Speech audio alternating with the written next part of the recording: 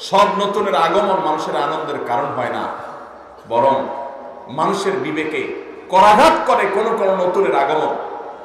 একজন ফাঁসির দণ্ডপ্রাপ্ত আসামির কাছে নতুন দিন, নতুন রাত, নতুন সপ্তাহ, নতুন মাস, নতুন বছর এটা আনন্দের কারণ হয় না। কারণ যত সময় সামনের দিকে অগ্রসর হয়, লোকটা তত ফাঁসির কাষ্ঠের দিকে এগিয়ে যায়।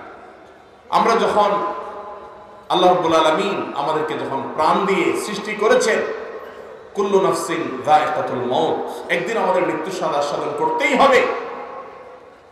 একটি বছর চলে আসা মানে হলো আমার বাজেট থেকে, আমার হায়াত থেকে একটি বছর খসে পড়া, কবর দিকে এগিয়ে যাওয়া।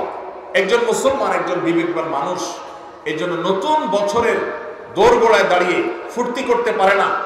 এটা বাস্তবতা বিবর্জিত, হাস্যকর, অযৌক্তিক একটি কালচার, যেটি অগ্নিপূজকেরা করত।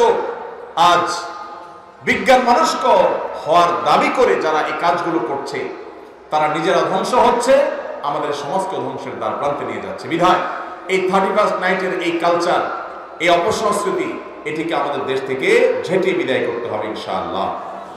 আস-সুন্নাহ ফাউন্ডেশন, উম্মার স্বার্থে, সুন্নাহর সাথে।